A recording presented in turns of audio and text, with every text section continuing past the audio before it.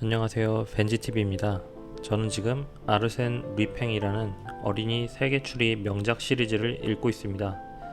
아르센 루팡은 20세기 초에 소설가 모리스 르블랑이 발표한 추리소설이고 그 소설에 등장하는 주인공의 이름이기도 합니다. 흔히 일본어판 표기의 영향으로 아르센 루팡으로 부르기도 합니다. 그래서 80년대까지 출판된 번역본은 루팡과 루팽이 혼재해 있습니다. 신사이면서 강도, 사기꾼, 모험가이기도 한 주인공은 변장의 달인으로 자유자재로 가명을 사용하여 신분을 숨기고 귀족이나 부자들의 저택 등에 있는 보석, 미술품 등을 훔쳐갑니다. 반면에 착한 사람들을 돕는 의적의 성격도 있어서 괴롭힘을 당하는 여자, 아이에게는 믿음직한 소후자가 되어주기도 하는 궤도 신사입니다. 오늘은 구기라이 출판사에서 나온 어린이 세계 추리 명작 시리즈 중 아르센 루팽 1편 궤도 신사 아르센 루팽을 읽고 리뷰를 하겠습니다. 그럼 저와 함께 책 속으로 여행을 떠나보실까요? 어렸을 때부터 익히 읽어왔고 영화로도 다수 나왔던 내용의 소설책이기에 굉장히 친숙한 주제였어요. 더군다나 이번에는 어린이 시리즈로 나왔다고 하니 쉽고 빠르게 다시 한번 그 추억 속으로 빠져들 수 있다고 생각하게 되었습니다. 지금까지 4편까지 출판이 되었는데 1권을 읽는 시간이 대략 1시간 정도 소요된다고 보시면 좋을 것 같습니다. 글씨도 큼직큼직해서 아이들이 읽기 좋게 되어 있었고 내용도 간결해서 아르센 루팡이라는 궤도에 대한 궁금증이 가득한 에피소드만 모아놓은 것 같았습니다. 목차 체포된 아르센 루팽, 감옥에 갇힌 아르센 루팽, 탈옥한 아르센 루팽. 목차만 보더라도 주인공이 어떤 경위로 감옥에 가게 되고 또 그곳에서 어떤 사건이 벌어지며 다시 탈옥까지 성공하게 되는 내용이 1권에 있음을 알 수 있게 직관적으로 제목이 되어 있습니다. 궤도라고 불리면서 절대 잡히지 않을 것 같은 주인공이 어떻게 감옥에 가게 되었는지 매우 궁금해져서 읽어보지 않을 수 없습니다. 등장인물 소개를 한번 보겠습니다. 맨 앞쪽에는 등장인물 소개도 나와 있습니다. 주인공 아르센 루팡을 중심으로 사건에 개입되는 주변 인물들, 그리고 이를 막으려는 가니마르 경감 등의 설명은 꼭 한번 읽고 소설책에 몰입해본다면 더욱 좋을 것 같습니다. 아르센 루팽, 프랑스에서 제일 유명한 도둑으로 재치, 명랑함, 다재다능함, 정의로움을 갖춘 베일에 쌓인 인물입니다. 수천 수만 가지 모습으로 변장하는 것이 특기라 그의 생김새를 아는 사람이 없고 감쪽같이 이름과 모습을 바꿔가며 사람들을 속였습니다. 그리고 가난한 사람들의 돈은 훔치지 않고 욕심이 많은 부자와 나쁜 일로 돈을 모은 사람들의 재산만 훔쳐갔기 때문에 정체를 알 수 없는 괴상한 도둑, 궤도로도 유명하지요. 넬리 언더다운, 아름다운 미모를 가지고 있으면서 엄청난 재산을 가진 부잣집 아가씨로 남자들의 관심을 한몸에 받고 있습니다. 겁이 많지만 밝은 성격이고 호기심도 많습니다. 프랑스인 어머니 손에 자란 그녀는 시카고에 사는 아버지에게 가기 위해 친구인 제를랑 부인과 함께 프로방스호를 탔는데 그만 베르나르 당드레지, 따뜻하고 배려심이 많은 인물로 넬리 양에게 호감을 갖고 있습니다. 가난한 집 아들인 그는 넬리 양에게 사랑을 느끼지만 고백하지 못하고 망설입니다. 작은 사진기를 들고 다니며 넬리 양의 사진을 찍어주기도 하고 불안에 떠는 넬리 양을 안심시켜줍니다. 제를랑 부인은 넬리 양의 친구로 함께 프로방스호를 타고 여행을 가는 아름다운 미모의 귀부인입니다. 잠깐 방을 비운 사이 다이아몬드 반지, 둥근 루비 목걸이, 진주 등 보물이 사라지는 바람에 잔뜩 겁을 먹습니다. 루팽이 가져갔을 것이라 생각하고 배안을 샅샅이 뒤지지만 찾지 못합니다. 로젠, 프로방스호에 혼자 여행을 하는 금발머리 청년으로 루팽이라고 의심을 받습니다. 사람들이 믿지 않자 루팽을 찾거나 제르랑 부인의 보물을 찾는 사람에게는 1만 프랑의 상금을 주겠다고 합니다. 그런데 어느 날 밤 갑판 위에서 머리에는 천을 뒤집어 쓰고 손이 묶인 채 발견됩니다.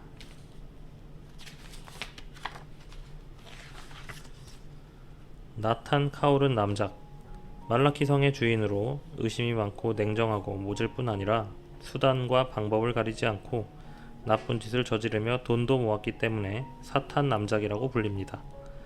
말라키 성을 그림, 도자기, 조각 등 고가의 수집품으로 장식하고 그 보물들을 지키기 위해서 아무도 성 안에 들이지 않습니다.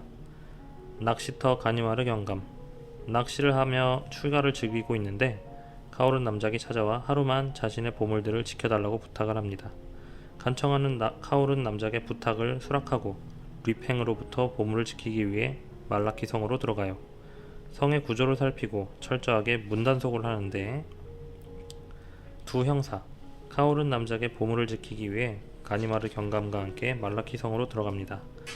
철저하게 감시해서 개미 한 마리 들어오지 못하게 지키겠다고 큰소리칩니다. 하지만 다음날 가니마르 경감이 소리를 질러도 듣지 못할 정도로 골아떨어진 모습으로 발견됩니다. 가니마르 경감, 파리 경찰청 소속의 경감으로 프랑스에서 가장 뛰어난 형사입니다. 프로방스호에서 류팽을 체포한 후 류팽을 잡은 형사로 더욱 유명해졌습니다. 관찰력과 추리력이 뛰어나고 오랜 경험과 끈질긴 근성, 부단한 노력으로 류팽을 뒤쫓고 있습니다. 폴랑팡 형사와 다웨지 형사, 가니마르 경감과 함께 류팽을 쫓는 형사들입니다. 류팽의 방을 수색하고 감시하고 뒤를 쫓지만 늘 류팽에게 뒤통수를 맞는 등 훌륭할 활약을 펼치지는 못합니다. 하지만 열심히 최선을 다하는 끈기 있는 형사들입니다. 뒤두이 국장, 파리 경찰청의 치안국장으로 류팽이 탈옥하지 못하도록 신경을 곤두세우고 있습니다. 하지만 류팽이 탈옥을 준비하고 있다는 증거를 찾고는 탈옥을 하게 둔 뒤 다른 동료들과 함께 잡는다는 계획도 세웁니다. 뚝심 있고 도전적인 면도 있지만 류팽을 제대로 파악하지 못하고 있습니다. 보드루이 데지레, 테른 변두리 지역 넉마주의들이 사는 초라한 오두막에 살다가 갑자기 사라진 인물입니다. 길에서 구걸하는 거지로 불황자 수용소에 끌려가서 하룻밤을 지내고 풀려나기도 합니다. 류팽과 닮아 류팽이 보드루이인 척 행세를 하기도 했습니다. 다음은 아르센 류팽 책 속의 내용을 간단하게 요약해드리겠습니다. 먼저 첫 번째 이야기는 미국으로 가는 프로방스호라는 배 위에서 일어나는 사건입니다. 이미 이 사건이 일어날 때는 주인공이 신출귀몰한 궤도로서 이름을 날리고 있을 때입니다. 배에 전보가 도착하는데 아르센 류팽이라는 궤도가 배에 타고 있다는 내용이었죠. 그리고 제르랑 부인의 보석이 없어지게 되며 이를 주인공이 훔쳐갔다고 사람들은 의심하게 됩니다. 로젠이란 사람이 의심받게 되지만 가니마르 경감은 그는 범인이 아니라고 확신하며 진짜 아르센 류팽을 찾아 붙잡게 됩니다. 그리고 프랑스로 돌아가 감옥에 그를 가두고 재판이 시작됩니다. 두 번째 내용에서는 가니마르 경감에게 잡혀온 감옥에 온 아르센 류팽인데 말라키 성에 있는 미술품과 가구들을 훔쳐가는 데 성공하게 됩니다. 도대체 어떻게 이렇게 될 수 있었던 걸까요? 진짜로 감옥에 있었던 아르센 류팽이 훔친 것일까요? 궁금증을 더해가는 소설의 내용입니다. 마지막 세 번째 이야기에서는 그 궁금함에 정점을 찍게 됩니다. 바로 감옥에서 그가 탈출하는 내용이 담겼는데요. 도대체 감옥 안에서 엄청나게 멀리 떨어진 곳에 있는 물건도 훔치고 거기다가 집중 감시를 받고 있는 그가 탈옥까지 한다니 어떻게 된 걸까요? 한 것만 읽어도 아르센 류팽이 얼마나 신출귀몰한 궤도 신사인지 알 수 있게 되었고 흥미진진한 사건들이 연이어 벌어지고 머릿속으로 나름의 추리를 더해가는 시간들이 굉장히 재미있었습니다. 저는 개인적으로 두 번째 이야기, 감옥에 갇힌 아르센 류팽 이야기가 가장 재미있게 읽었던 부분인데요. 이 이야기 중에서 어떻게 감옥에 갇힌 아르센 류팽이 멀리 떨어져 있는 말라키 성에 있는 보물과 그림과 그리고 가구들을 훔쳐나갔는지 그 이야기들을 스스로 아르센 류팽이 경감에게 밝히는 과정에 대해서 제가 간단하게 이 책 속의 내용을 읽어드리도록 하겠습니다. 밝혀진 그날의 진실. 루앙의 경찰들은 자신들이 한계에 부딪혔다고 판단하고 파리 경찰청에 도움을 청했습니다. 그러자 뒤두이 치안국장은 파리의 강력 수사반 최정예 수사관들을 말라키 성으로 파견했습니다. 그리고 뒤두이 국장도 함께 와서 조사에 참여했습니다. 그들은 성안을 샅샅이 훑고 다니며 류팽의 흔적을 찾으려 애썼습니다. 하지만 그들도 별다른 단서를 찾지 못했고 아무런 방법도 강구하지 못했습니다.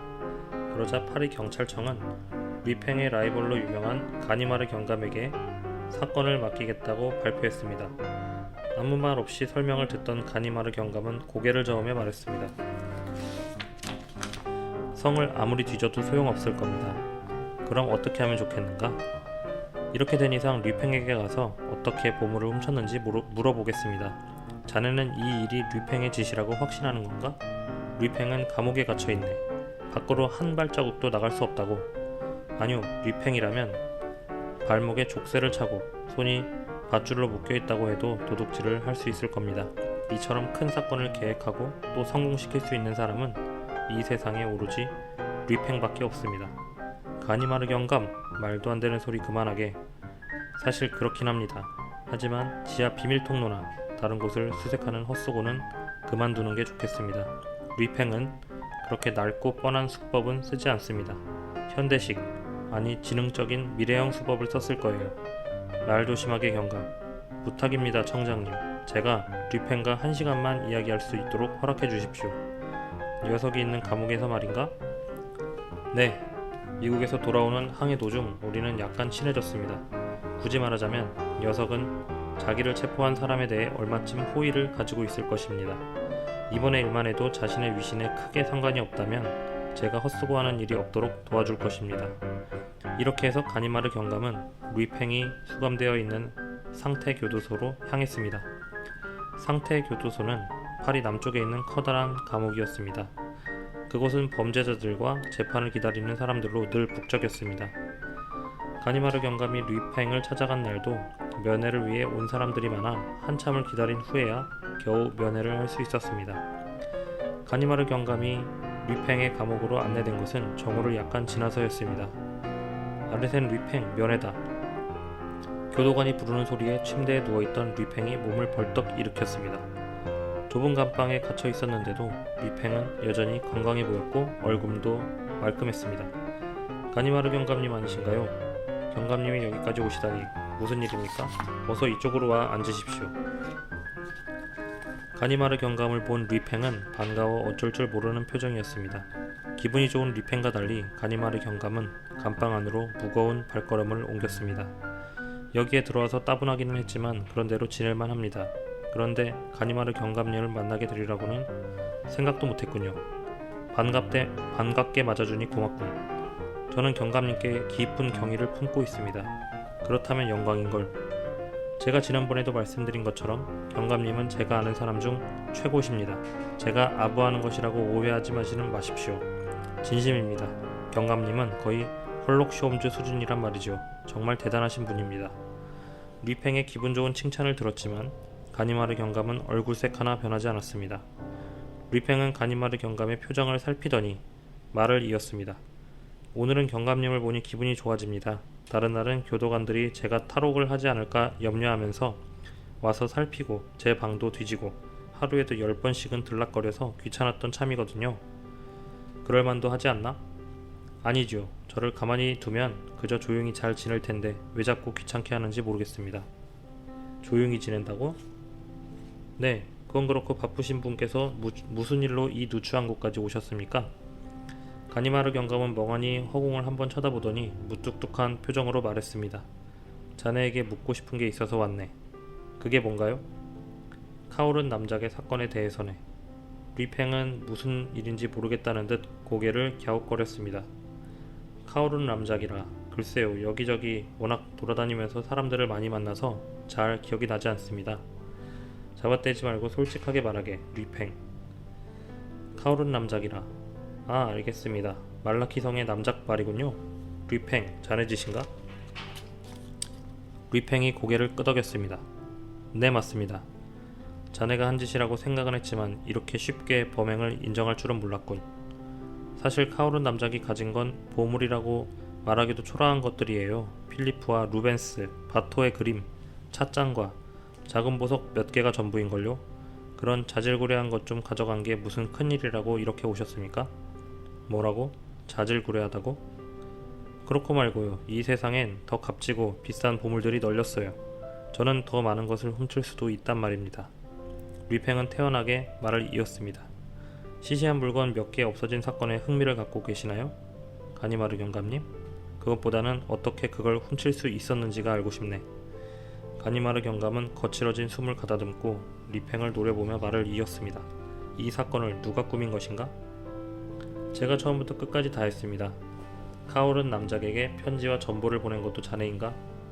류팽은 작은 책상 서랍을 열고 상자 하나를 꺼내더니 그 속에 든 종이 2장을 꺼내 들었습니다. 그리곤 가니마르 경감에게 건네주었습니다. 물론입니다. 한번 확인해 보십시오. 편지를 보낼 때 산 우프 영수증도 여기 있습니다. 가니마르 경감이 살펴보니 남작에게 보낸 편지와 전보를 보낸 영수증이 확실했습니다. 자네는 감옥에 갇혀 있었는데 어떻게 이걸 보낼 수가 있었지? 일거수일투족이 모두 감시당하고 있는 걸로 아는데. 류팽은 우체국에 갈 수 있는 상황이 아니었습니다. 게다가 방해 물건도 철저하게 수색하는 교도관 때문에 영수증을 숨기는 것조차 쉽지 않았습니다. 그런데 류팽은 버젓이 책상 서랍에서 영수증을 꺼내어 보여주고 있는 것입니다. 교도관들은 모두 바보들이죠.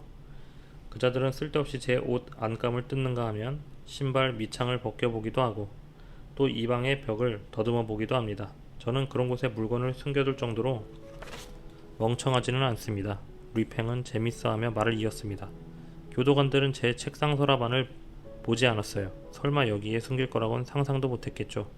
전 그렇게 상대의 생각을 예측해 허점을 찌르는 것을 좋아합니다. 가니마르 경감은 화를 꾹 참으며 다시 물었습니다. 남작의 그림과 보석을 훔친 것도 자네가 한 짓인가? 류팽이 당당하게 대답했습니다. 물론입니다.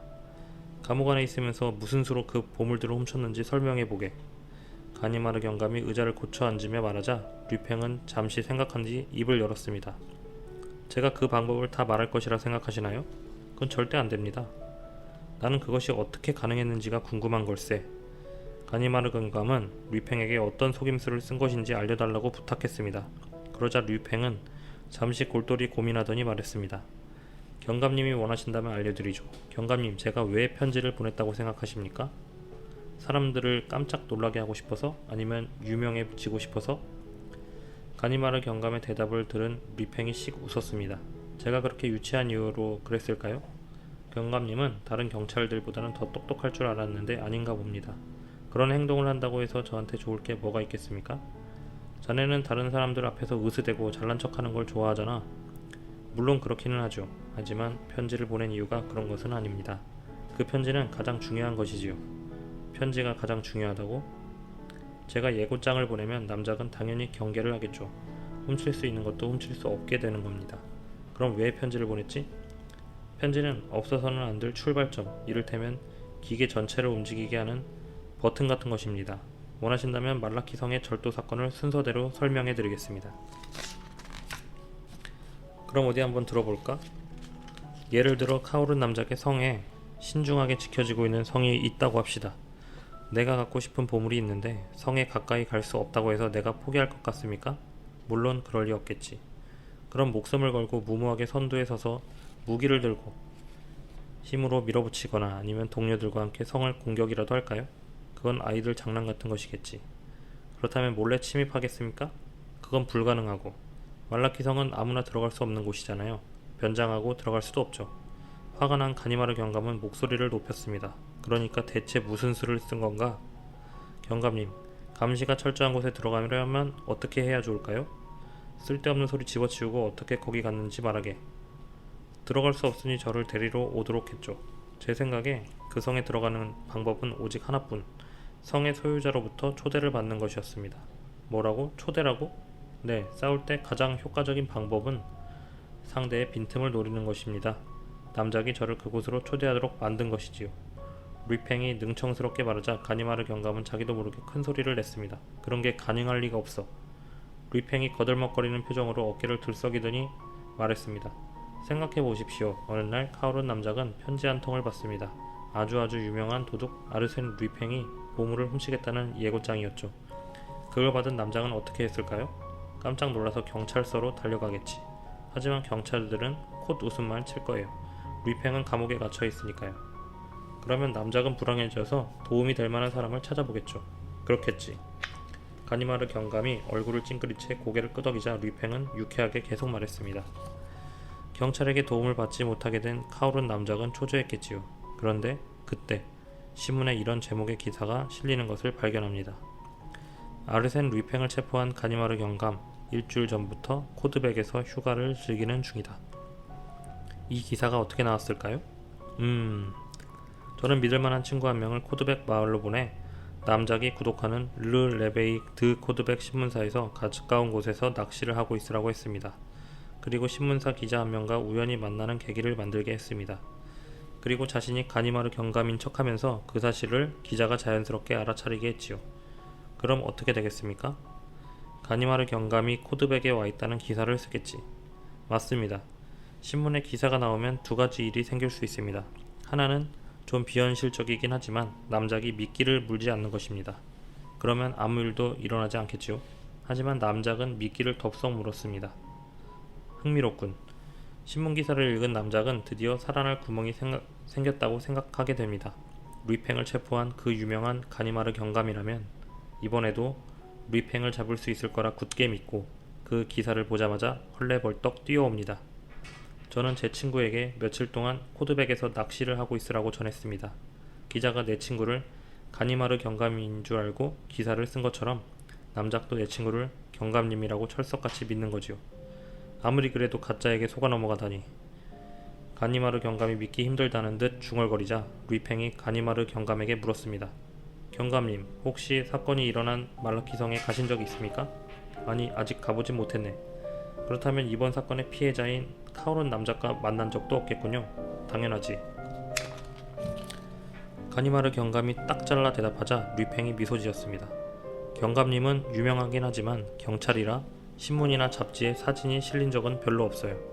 남작도 경감님의 얼굴을 모르고요. 그 덕분에 남작을 속이는 일은 별로 어렵지 않았습니다. 그리고 내 동료들 가운데서도 가장 연기력이 뛰어난 사람이었으니까요. 그러니 남작은 의심할 여지도 없이 당연히 경감님이라고 생각하고 제 친구를 자신의 성으로 와서 도와달라고 한 것입니다. 가니마르 경감은 분한 표정으로 말했습니다. 남작이 감쪽같이 속아 넘어가는 바람에 이런 일이 일어난 것이로군. 제 친구는 처음에 남작의 부탁을 거절했어요. 남작은 점점 불안해졌을 거예요. 저는 그때를 노려 남작에게 다시 전보를 보냈습니다. 결국 남작은 다시 가니마르 경감을 찾아갔어요. 이쯤 되면 남작은 가니마르 경감이 하는 말이라면 뭐든지 들어줬을 겁니다. 아무 의심도 하지 않고 성으로 제 친구를 초대한 걸 보면 알 수 있죠. 정말 어처구니가 없군. 그 다음은 어떻게 됐지?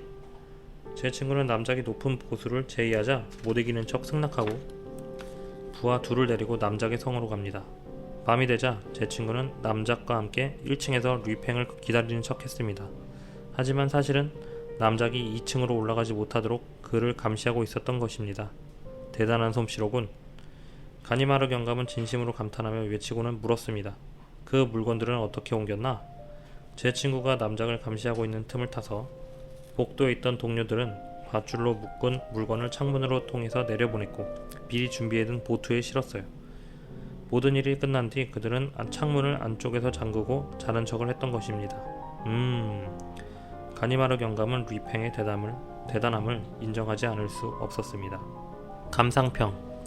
도둑이면서 모험가이면서 선량한 사람을 도와주는 의적이기도 하기에 어떤 어려움이 닥치더라도 주인공이 잘 빠져나갈 것이라는 데에는 의심이 없었습니다.